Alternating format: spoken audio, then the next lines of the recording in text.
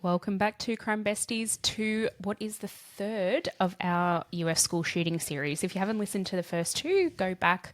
Last week we released 2 episodes, so you can go back and listen to our Columbine episode and our Sandy Hook Elementary episode. Today we are going to be talking about the Uvalde school shootings, so elementary school shootings at Robb Elementary School in Texas, Uvalde, Texas. So before we get into it, Meg, what have you been up to? What's been going on? Where are you at? Where am I at? Oh, living life. Yeah, we're oh God, it's just mental. Everything that goes on, I think, in a week. We're still recovering from busy school holidays. Yeah. And then coming back into the routine and the new routine, which is just, as we said, another episode, like, is killing me. Yeah. But my parents are away at the moment, about to go away, and I'm like, I'm losing my security blanket. Yeah. Great grandparents are the greatest. Grandparents are the best. Oh, so good. Oh, Although I do helpful have a grandparents funny are the story. We were going around there the other day, like on the way from school. We had to go there before we do our after school stuff. And Brody says to me, my youngest, and he goes, "Oh, is Grandpa going to be there?" And I go, "Well, yeah, Yeah, it's lives his there." house. And he goes, "Oh, is he going to call me a turd again?" Probably. Yeah. Let's face it. Term of endearment, right? He loves you. He loves you just the way you He are. does. It's his affection style. It's Yeah. his love language. Yeah, Like, yeah. I was known as Pooh for most of my childhood. Oh, that's seriously, was that what your dad would call you? Yeah.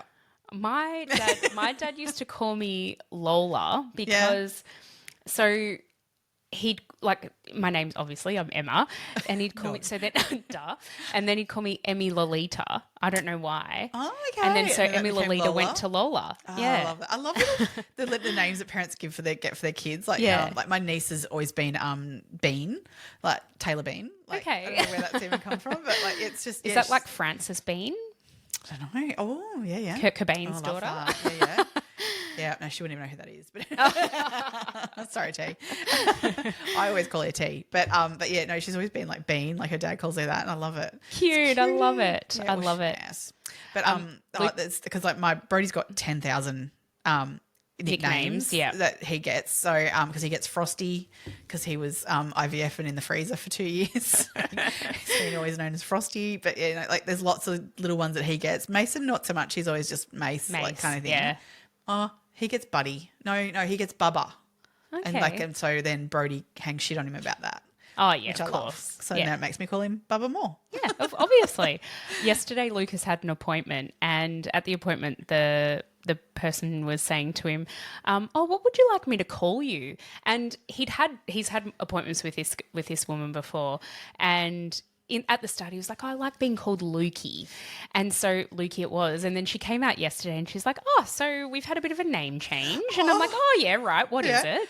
And she's like, "He's decided he wants to be called JJ." And I'm like, "Oh." And That's we new. do sometimes call him Lukey J Lukey because J, his middle yes. name is John. Right. And so we do call him Lukey J. Or that was actually my sister-in-law who actually calls him that all Yeah. the time. And so now he's just decided he'd like to be JJ. Right. So she's like, "We're going with it until we have another change." So there you Yeah. go. He's just made up a new nickname New for nickname himself. for himself. Love Yeah. that. Love Yeah. a good nickname. Yeah. Like there's some good ones. Yeah. My Yeah. eldest, Oliver. Oh, his is the His is best. great. Yeah. He's not fully. I mean, he does like it, but he hasn't fully embraced it yet. But I needs feel to like fully I feel like as he gets older, he's going to love it. Yeah. So Does he put it on the back? Is it on the back of his jersey? No, I for tried to get footy? it, but no, he ended up going with Oh, that's right. Ols, I think. Yeah, right. So he is a busy boy. He's one way of active. putting it. Yep, very busy. He's got lots going on, and he's into everything, like into absolutely everything. And things Somewhat just happen to accident him. prone? Oh, some might say slightly accident prone. Anyway, so when he was little, we used to call him all of a sudden because he'd just always be there. Like all of a sudden something would happen, so we called him all of a sudden. And then that got shortened down to Suds. So now it's just Suds. I love Yeah. all of a sudden. It just suits him so It much. really It's does, so doesn't good. it? Yeah. So good. So, yep, love a bit of a nickname. And I love, as you said, those like in your family, how those things just become Yeah. what they are. Yeah. And then like half the time you don't even know where they started. No. Like, sort of stuff. I think they're the best. Yeah, it's so good. Yeah. Very good. Yeah, like I think my other niece, my brother calls her Cheesy. And I heard someone the other day kind of go like, why do you call her Cheesy? Like, and he's like, and he kind of gave a few different reasons. I think he's kind of gone, Can't really remember. can't really remember which one was the right one or whatever. Like it's but it's just cheesy. Life's cheesy, you know. Like Oh, I love it. Oh, that's so good. yeah, Cute. Very cute. Oh, what's so cute? What we're going to be talking about today? Sorry. No. So third, as I mentioned at the start of the episode, third of 3 for now. Yeah. About US school shootings, and today's one. Again, I think I alluded to this in our last episode. My goodness, it was mishandled right from the get-go. And what ended up happening was that more people probably died than needed to. Mm-hmm. There was such inaction, such miscoordination of what needed to happen. And, you know, for all of the things that should have been learnt, for all of the school shootings that have come before it, it seems that none of that actually came to fruition in this instance. And it's actually horrifying, the fact that, you know, what's being learnt every time this happens. Like, this proves nothing. Nothing's been learnt. They're putting in more and more measures, but nothing stops these things from happening. Because the one thing that needs to happen doesn't happen. That's it. Oh, gun control. Yes. What? No, Fifth Amendment right. That's it. I mean, this perpetrator, similarly to the 3 that we've spoken about previously, he had some issues. He had stuff going on, and it wasn't dealt with again, and he wasn't doing the things that he needed to do and the therapies that he needed to do, and attending, you know, the supports that he needed in place. He was living with his grandparents, I believe, at the time. I think he came from quite a fractured home life, a very sort of tumultuous home life from what I can gather. Mum was a drug user. Didn't find a whole lot about Dad. I don't think he knew his dad. Yeah, I feel like maybe his dad left before he was present? born, I think. Yeah, I don't think his dad was involved in his life. He was definitely raised by his grandparents. Yeah. And you know what? Your grandparents, your grandparent for a reason. They're not necessarily equipped to deal with, you know, there's so much that changes generation to generation. And also a grandparent, that's a very different relationship. They're not your parent. We were only having this conversation today with some friends of mine about the fact of like, oh God, to have had my mum be a mum as she is as a grandparent would have been a whole different childhood. Wouldn't it have been amazing? It's really nice. Yeah, I'd take my mum as a grandma any day. God, yeah. My kids get so much stuff that I would never have been allowed to have as a kid. Like she indulges them because she's allowed to. She's a grandparent. Hi, Mum. She listens. Oh, hi to my mum too. Pat and Lynn, you know, love it. They love it. But, you know, that's as you said, that's the way grandparents should be. That's their role. Their role isn't to parent the child. No, it's to grandparent the child, and that's a very different thing. So when a grandparent then has to take on that responsibility of becoming the primary caregiver for their grandchild, I think it would be really hard. Not only are you probably 20, 30, 40 years older than what you were when you did it with your own. So much changes in that time. And also, I feel like grandparents don't necessarily have the same authority as a parent figure necessarily. And would you even have the energy? I don't have the energy now. I mean, hats off entirely to those that take it on. Because it is. I mean, look, there's a different point in your life where, like, I mean, you look forward to that retirement and that different lifestyle and spoiling a grandchild potentially, or, and then you end up raising that next generation. That's got to be huge. That it's a huge thing to take on, and there's so many that do it really, really well. Like, I mean, we're not saying that every grandparent that raises their children's children end up doing shit like this. Oh God, no. That is far from it, because there's definitely very, very, very good grandparents out there for doing this and who take this stuff on, and but unfortunately it can go pear-shaped, and this one did. Yeah. I mean, again, it's from multitude of factors and reasons. Absolutely. It's not there's just so that much fact. at play. Yeah. I mean, the reason why a grandparent takes on, children, there's so many reasons for that. And this one, sounds like it was, it was because he had such a hard life at home with parents prior, and they've taken him in, which then comes with a whole lot of trauma itself. Absolutely. So, yeah. So this all started with sorry. It started on the 24th of May in 2020. Oh my God, 2022. I just had a total what year was it? I've got 2022 written down, but I just had a, God, was it? Oh, yeah, 2022. At 11:33 a.m., the perpetrator entered the school, but there was a fair bit leading up to that we'll just very quickly go through. Yeah. At about 11:10 on that morning, so the perpetrator's name was Salvador Ramos. He was 18 years old at the time. At around 11:10 that morning, he shot his grandmother.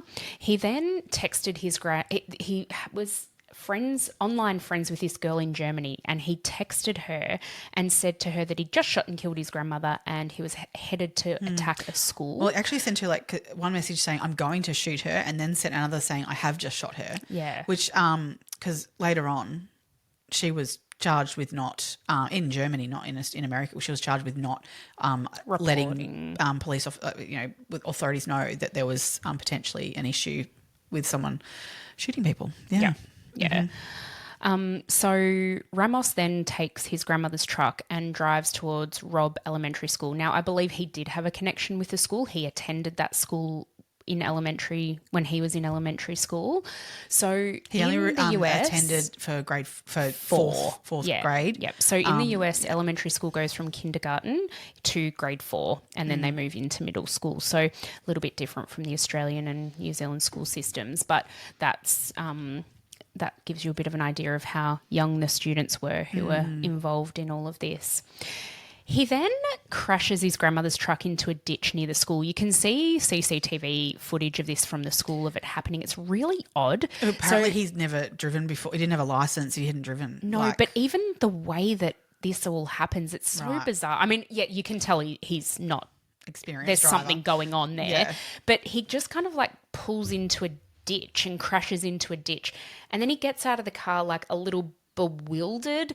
And what actually happened was a teacher actually saw this happen, and she was like, oh my God, someone's crashed their car. So she's then gone out to sort of see what's going on and to call 911, because she's like, this person could be injured. And he was far enough away that she couldn't get to him. It was, I don't know, multiple hundreds of meters away. So she saw this happen, didn't know who was driving or couldn't see that particular level of detail, but thought this person probably needs help. She couldn't necessarily leave because she was in classroom and whatever, but she's gone out the door to sort of see, oh, okay, call 911, give them the information that they need. Yeah.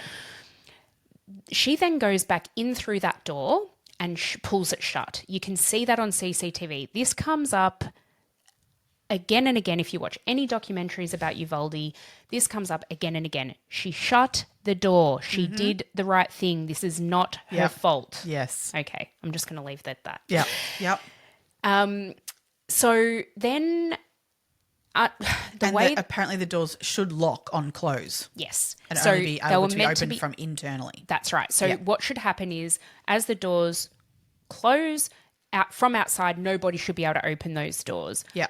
That didn't happen when this teacher closed the door. And They've that been is malfunctioning. Yeah. And these doors had only been apparently installed super recently, I think weeks before. Yeah. So obviously something hadn't been installed properly. Okay, these things happen, but unfortunately this weakness in that process, is what the perpetrator, what Ramos used to gain access to the school. But again, he had weapons. He had weapons. He could have gotten in. This was just an opportunistic way to get in without having to shoot windows and whatnot. Yeah. So at 11:31, he initiates the gunfire outside of the school. So people can hear that there's gunshots, and I believe because of the gun that he was using, it was very clear that these were gunshots and it was close. Was it a shotgun that he had or something? Was it? Oh, I do have it written down somewhere in my notes. If I get to it all. Oh, no, he had an AR-15. Oh, that's right. Yes. So it's, yeah. Now, I know that's a serious gun. I don't know much about guns, but I know that that's a serious gun. That's one that you don't just, have at home. Well, no. You wouldn't think so. So when he was shooting from outside, I think he was just kind of brrr, shooting across the windows, and he was breaking windows. Yeah. At this time, somebody called 911 when they first, at 11:30, when they first heard these gunshots outside. There was a school district officer at the school, and so I think he was actually coming to visit the school anyway. There is an interview with him online where he kind of outlines what he says and does, but even that's a bit sketchy. But this guy says he drives past and he thinks the gunman is a teacher. Yeah, there's a teacher and he thinks, oh, that's the gunman. Yeah. But the gunman walks right past him and he doesn't see him and realize that that's the gunman. So he's, mistakenly identifying a different person. A teacher as the gunman. Oh, anyway, so this just kind of starts the confusion of everything. Yeah. So Ramos has entered through that west entrance door. He walks through the hallway and shoots into 2 different classrooms that have a door in between them. Yeah, they're interconnecting. Yep. He enters in one side, goes through to that interconnected classroom and then comes out the other side. He fired 100 rounds of ammunition over 4 minutes in those 2 classrooms. Well, he set off 164 rounds in total in the whole time he was there. So that the majority of it obviously is in those 2 classrooms. And I don't, when you say a round, well, I think it's that's not a bullet. That's not 164 bullets. There's a whole lot more bullets to that. I think they can be 30 rounds in or a something. round. Or yes, I think it's something like that. I don't know exactly, but I don't think it. He had so much ammunition. He had a bag of ammunition, and that's another element of this, the gun control stuff that I cannot understand.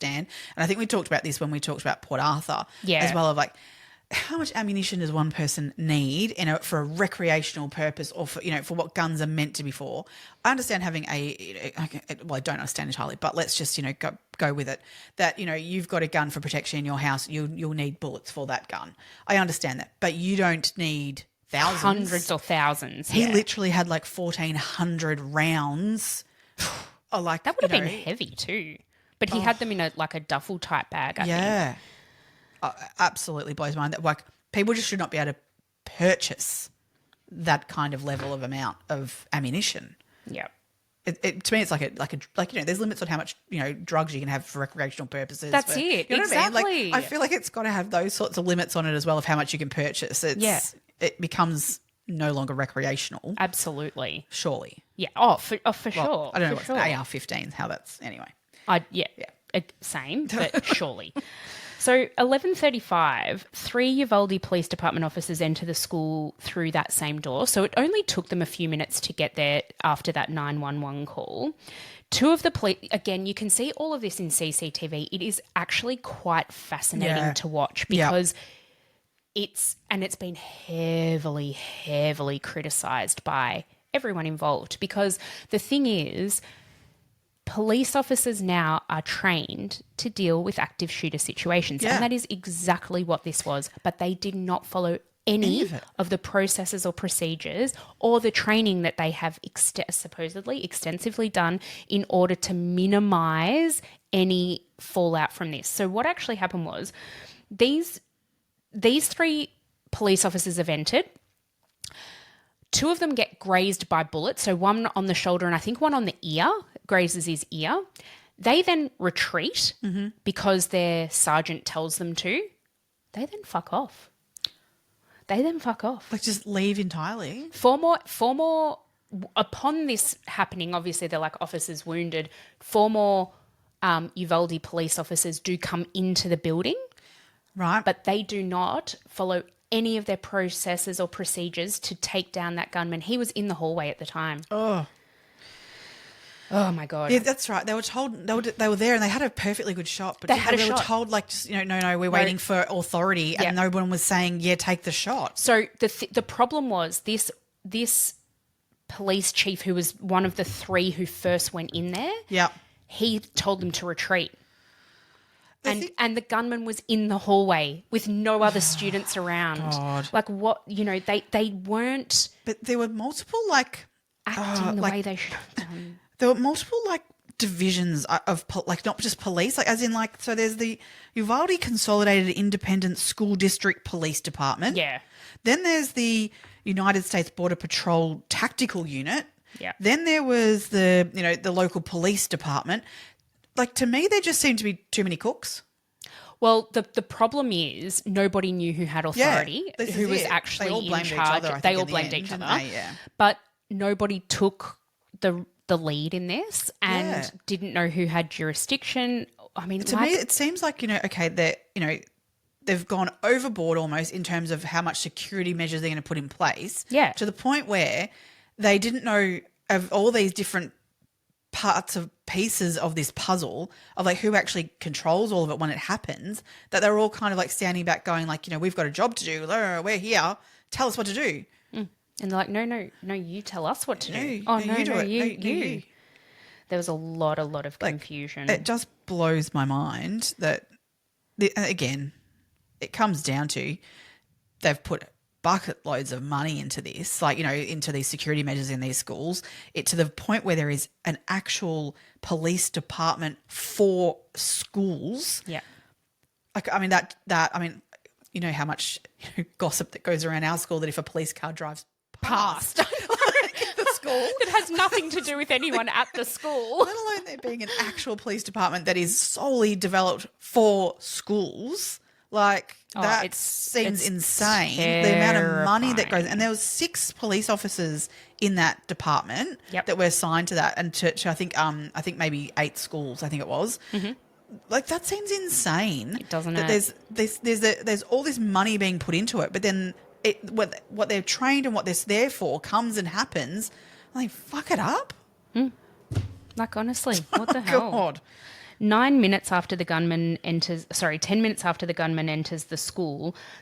posts on Facebook that the school is under lockdown and then emails Who's parents. the time to bloody post on Facebook whilst there's an active shooter? Robb Elementary is under lockdown status. Robb Elementary parents, please note at this time Robb Elementary is under a lockdown status due to gunshots in the area. So not even gunshots at our school. No. The students and staff are safe in the building. The building is secure in a lockdown status. Your cooperation is needed at this time by not visiting the campus. As soon as the lockdown status is lifted, you will be notified. Thank you for your cooperation. Oh. Imagine as a parent receiving that. Sorry. Well, it prompted a lot Every of parent parents to basically go down there. Yep. Now, we're now 11:45 a.m., 12 minutes since the gunman has entered the school. No action. He is still at large, loose within the building.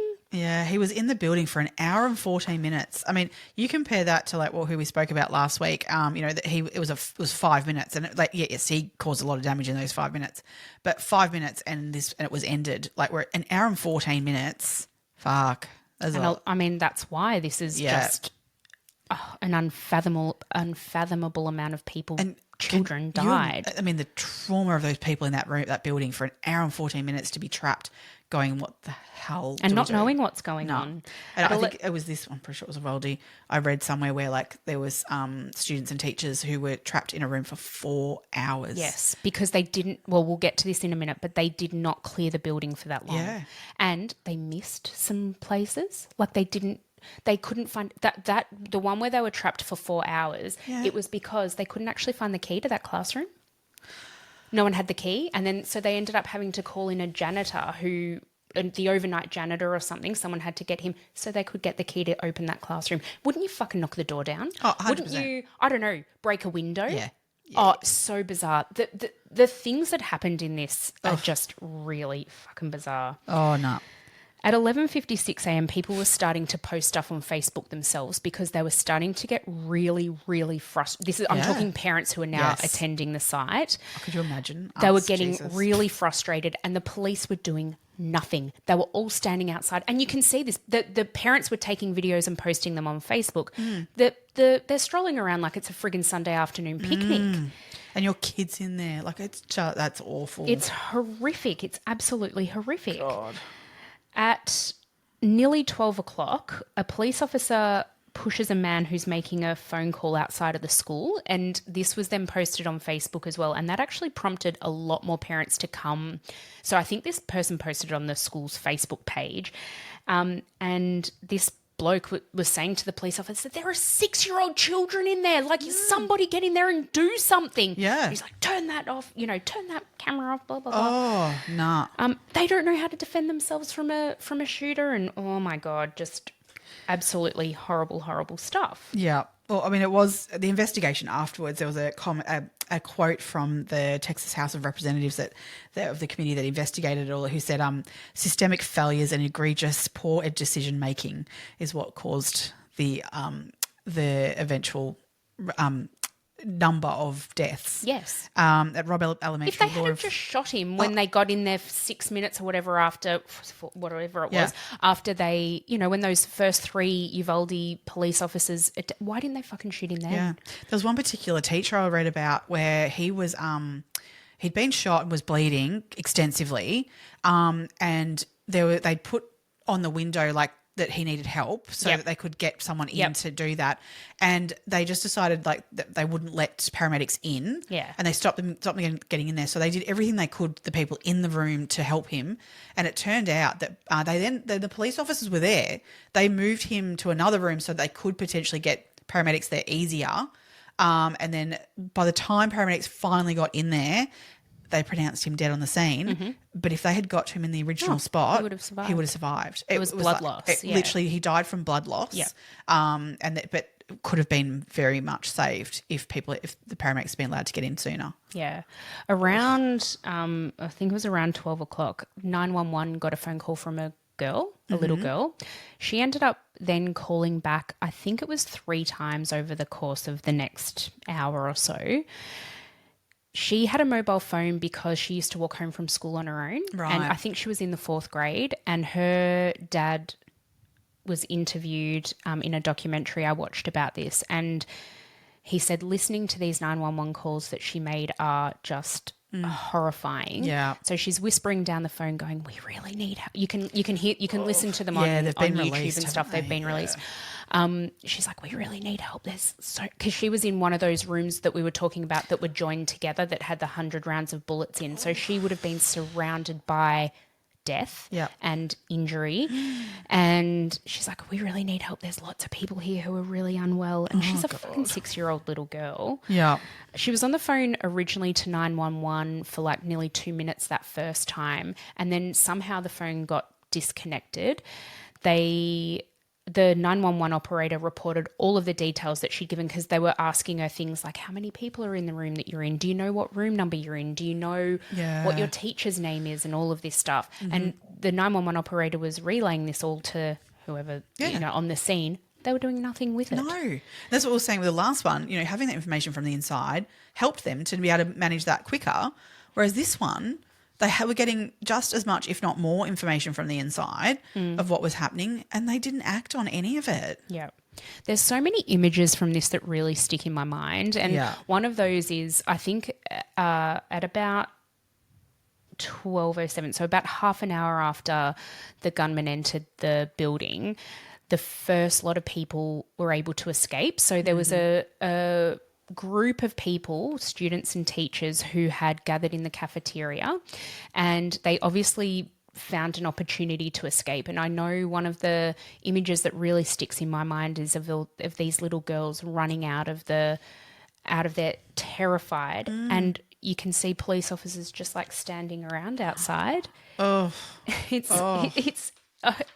It's mind-blowing. Mind-boggling, absolutely.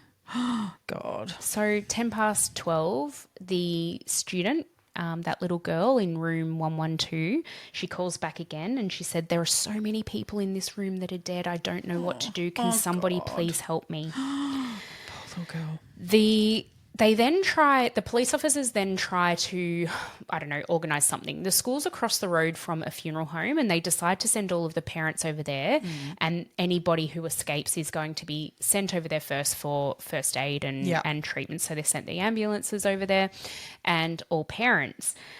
But that even went to shit because, a few minutes later, they decide that it's not big enough or they don't have the facilities there, and then they move it to somewhere else, and then they move it to somewhere else again later on. It's so, like, as a parent, you couldn't even imagine it. Oh, my God. 12:15, that same student calls 911 for the third time, basically saying, I don't understand why nobody's helping us. There's nobody in here. You need to come and help. Like, imagine how desperate you would be. You know, I can't imagine. No. I actually can't imagine. Oh, this is 40 odd minutes. That's awful. That she's been in that situation. And you've got to remember, this was the first classroom he went into 40 odd minutes ago. Yeah. Not to have anyone helping you and like such young children. Yeah. That's insane. Absolutely insane. That student reports that there are 8 to 9 people alive in that room and they need to get there now because they're not going to be alive for much longer. No, I'm like, this is the thing. It's a young girl who potentially I believe the teacher in that room had been shot. Yep. You know, this is young children then managing adult war zone. Well, yeah. Like literally. An adult could barely This is it. I can't imagine as an adult in that when, you know, if I'm the teacher in that room, that's like my job to look after all that, you know, kind of thing. And that the teacher's not there. This is a young student that's doing it and like trying to like, make sure her friends stay alive. Yep. Oh, God. Oh, unbelievable. So the members of the Border Patrol Tactical Unit arrive at this point with shields. Don't go in. Don't go in immediately. The tactical response unit. Have a chat, see what they want to do. Don't go straight in. So at this point, what are we, like 45 minutes into the terror? At 12:17, the school district now posts on Facebook that there's an active shooter in the school, but please, everybody, stay away. Your cooperation is needed at this time by not visiting the campus. As soon as more information is gathered, it will be shared. The rest of the district is under secure status. They are getting 911 calls coming from within the school still, from other students, people who've been able to now access like landline phones and that kind of thing. They're getting reports of how many people are injured, how many people are dead, how many people need immediate assistance. This still doesn't prompt them to go in. God, you're kidding. No. 12:20, there's more gunfire. So it kind of paused for a couple of minutes there. I'm assuming he was like reloading his gun. I don't even know how that happens in an AR-15, like whether that takes time or not, I'm not sure. I don't know. But there was a little bit of a pause there where there weren't any gunshots. So they were like, well, is it over? What's going on? Still didn't go in. No. And then, they've got the shots sort of started again. This is around the 50-minute mark of when that all happened. Yeah. Okay, so students are trying to still get out, and students and teachers are still trying to get out and escape where they possibly can. Again, the scene is chaos, which it absolutely would be, but you know, this is where we're at. The students are now being taken to an auditorium at the high school on the other side of town. So the parents are notified again via Facebook that, you know, it's not at the funeral home across the road anymore. You're now going to have to go over to the other side of town. They're trying to keep separation there. You will be notified to pick up your students once they're all accounted for. So that floors me. They were obviously able to coordinate like transport of these kids, like to move them to somewhere else, etc. However, they can't coordinate themselves to fucking get in there and stop this occurring. Well, look, I think it's worth saying there were police in the building. They were just hiding. They were doing nothing. They weren't doing because there was no one no authority saying to them, take him down. Yeah. Like, but isn't that like so? What so in this though? I listened to a podcast about Uvalde, and it was with a security bloke. Right. And he was saying that in an active shooter situation, regardless of whether it's at a football stadium, at a school, at a house, wherever, if there's an active shooter situation, you shoot to kill the perpetrator. Yeah. That is that there's no do I don't I about it. That is what you do. If somebody is actively shooting people, you have the authority as a police officer to shoot to kill that person. Apparently they're what they were told is that time is the number one enemy in an active shooter response. The best hope that innocent victims have is that officers immediately move into action to isolate, distract, or neutralise the threat, even if that means one officer acting alone. Yep. The materials, and a first responder unwilling to place the lives of the innocent above their own safety should consider another career field. Yeah. So they're trained to put themselves in harm's way to protect the other innocent children, because they're innocent children. They're not even adults at this. These are schools and such young children at these schools. They are the priority in those moments. We've got to stop this, but they weren't doing that. No. So they weren't following through with their training. No, not at all. Just you can't believe that after all of this, there's been no lessons learned. I don't know, after everything that had come before. I think the lesson that's been learned is that active shooters are fucking scary, and not even as grown adults do we want to be around it. These poor children are having to deal with it. Change of fucking gun laws. Really, there is no other answer to this. I mean, again, this guy, was another one who was whack job, had some pretty serious mental health issues. Mm-hmm. He was known for putting up videos online of him abusing and killing animals. Mm-hmm. He would live stream them on this. I've never heard of this Yubo. Yeah, Yubo. Yeah. But he would live stream him doing this abuse to animals. So, I mean, people knew that. I mean, that's tick box one, red flag. Hello. Red flag of what's to come a little bit. So, he also was threatening to kidnap and rape girls, using the same apps and using that Yubo. So there was lots going on with that. He also at work, where he was working at Wendy's, I think it was. Yeah. One of his co-workers, he was incredibly rude to the female co-workers, and in particular was sending inappropriate messages to one of those co-workers. Mm-hmm. So people knew that he was not quite right. Mm-hmm. But no one was stepping in with him. Nope. But yet he could go and buy guns because he had these guns legally. Yeah. He waited until he was 18 and he went and bought them. How do you at 18 get an AR-15? This is the thing. Exactly. Like an assault without weapon. any question around your mental health, you can just go get yourself an AR-15. I mean, they're handy for daily use. Yeah. Yeah. Totally. Like, what the hell? What the hell? So we're now sort of down to 12:48, 12:50 p.m. and one of the police captains who's on site, who's now he has started to take charge. His name's Joel Betancourt. He actually gives a command to wait. So the SWAT team or the people with the shields are ready to go in, and he tells them to wait. He said, the team that's going to make the breach needs to stand by. The team that's going to make the breach needs to stand by. Why the fuck are we standing by?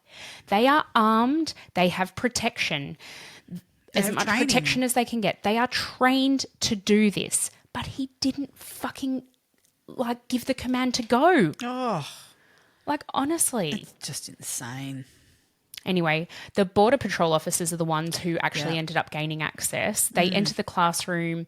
They pass by the other police officers, the school district police officers. Yep. And they shot and killed Ramos in the process of that. So it did all come to an end at about 12:50 p.m. Yeah. Way longer than it needed to. Oh, so much longer than it needed to. Yeah.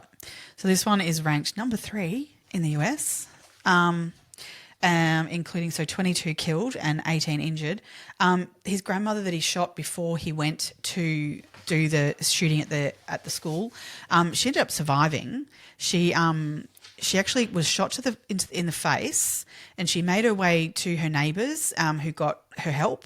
So this is the other part of it. There was already at that point where he hadn't even made it to the school yet. There was a 911 call going through saying that her grandson had shot her. That no one was then even already alerted to hey, there is already an active shooter in terms of that he's already shot one person. He has a weapon. He's on the move. that wasn't even a trigger of like putting in place of like looking for this person immediately. So she got the help she needed and she survived. So unbelievable. Yeah. Absolutely unbelievable. Yeah. All right, I'm going to read out the names of the students and teachers who were killed. We had Nevaeh Alyssa Bravo, 10. Jacqueline Jalen Cazares, 9. McKenna Lee Elrod, 10. Jose Manuel Flores Jr., 10. Eliana Amaya Garcia, 9. Uzziah Sergio Garcia, 10. Amory Joe Garza, 10. Javier James Lopez, 10. Jace Carmelo Luevanos, 10. Tess Marie Mata, 10. Miranda Gale Mathis, 11. Alethea Haven Ramirez, 10. Annabelle Guadalupe Rodriguez, 10. Maite Juliana Rodriguez, 10. Alexandria Ania Rubio, 10. Layla Marie Salazar, 11. Jayla Nicole Silguero, 10. Eliana Cruz Torres, 10. Rogelio Fernandez Torres, 10. And the teachers were Irma Linda Garcia, who was 48, and Eva Morales, who was 44. Now, just before the shooting took place, there was an assembly, and a lot of the parents of the grade 4 students had attended the assembly because a lot of their kids were getting awards for different things and for just good global citizenship. It was all these things about being a good person and things that they'd done over their years at elementary school that they could be really proud of. They were very close to the end of their elementary school life. Yep. And one of the dads whose daughter did die during this. She received an award, and he took a photo of her and her 5 friends, all of whom passed away, and it was the last known photo obviously taken of them, and it was a mere less than an hour before they died. And he said, she was so happy. They loved being together, as girls in grade 4 do. Oh, they do. They love their friends and they loved school. And as we've said in the last 2 episodes as well about all of this, you want your kids to go to school and feel safe and have these amazing experiences that school affords us. But that was robbed for all of the students at this school, not just those who passed away. This is it. I mean, it's young children. There's so much potential. You don't know, who was amongst them, of what they were going to be and who they were going to grow into. And, the potential that's been lost is awful. The families would be broken. Yeah, awful. Oh, yep. Horrible. Absolutely. Can't even imagine. Yeah. Oh, thank God we live in Australia. Yeah, for sure. For sure. Oh, well, this was a heavy little series. We've done well, I think, to knock this out. But it's I think so. Yeah, it's been heavy. Yeah. It has been heavy because you can't help but put yourself in that situation. We've got kids who are these ages. To the thought of even, oh my God, I can't imagine what these parents and teachers and support staff from the school, what they would all be going through in the aftermath of this. And it would be with you forever. These things would never go away. I mean, I have to say, when we do regular, lockdown practices and stuff in schools, and every single time we do that, because with the younger children, you get asked, why do we do that? Mm-hmm. And particularly the lockdown ones I find interesting because, the evacuation it's not a fire ones, drill. it's fire. Yeah. You can do and they say, well, why do we do this? And I love here in Australia that I struggle to be able to answer that question, not because I'm scared of scaring them, but literally struggle to know why would we do it. We just don't have reasons for it. And the biggest one that we as teachers always use, it's it's in case there's a dog in the playground and things that that's unsafe, so we need to keep you all in until we can like remove a feral dog. Animal or something, or a snake, because that can happen in Australia quite regularly. That we might bring you all in because there's a snake in the yard. Yeah. No, it's never entered my head that it's someone with a weapon like an AR-15 that we would need to be locking down for our kids. So, interesting story. When Oliver was I feel like he must have been in prep, our school did go into Yes. lockdown. Yeah, that was a And situation at another school. At another locally. school, that's right. And that's probably the closest to needing a lockdown. But they just literally played he thought it was great. Yeah, just play games. Yeah. Just played games in the classroom. Yeah. Didn't I know know. any different. And I asked him, so we obviously got notified that had happened as parents. Yeah. And I asked him that day, I'm like, oh, did anything happen at school today? And he's like, nah. Nah. Yeah. I'm like, okay, cool. Yeah. We'll just leave it at that then. I know my staff are asking me like, what do we do? Like, because we've got such young kids, like, Yeah. what if they need to go to the toilet? Like, and I said, well, let them go. Like, because we've got bathrooms, joining to the classrooms, and you can see them. And so I said, oh, let them go. Just don't tell them not to flush. Yeah. Like, whereas, because we're not talking about locking down for a gunman. Yeah. Like, Yeah. yeah. Oh, it's just heartbreaking. It's heartbreaking. Yeah. Yeah. All right. Well, we're changing tact a little bit in a bit of a different way for our next Yes. episode. So for those of you who know the Teacher's Pet podcast, Yes. which was, oh my God, I was listening to that back when it was actually available. I mean, it's available again now, but I was listening to that week on week. Lucas was a baby, so I know it was in 2017 that it came out, and I was like feeding him in the middle of the night and listening to the Teacher's Pet, soothing for the middle of the night. Toast what you need. So we're going to be... Having said that, the dulcet tones of Hedley Thomas will help you in that situation, I think, too. It did. He's got quite the soothing voice. So, yeah, we're going to be talking about Lynette Sims next week and the case of the Teacher's Pet and everything that goes with it. So we're going to bring you a two-parter about that one. Yeah. There's so much to unpack. And all that sort of stuff. Yeah. We'll go over all that. Yeah. Yeah.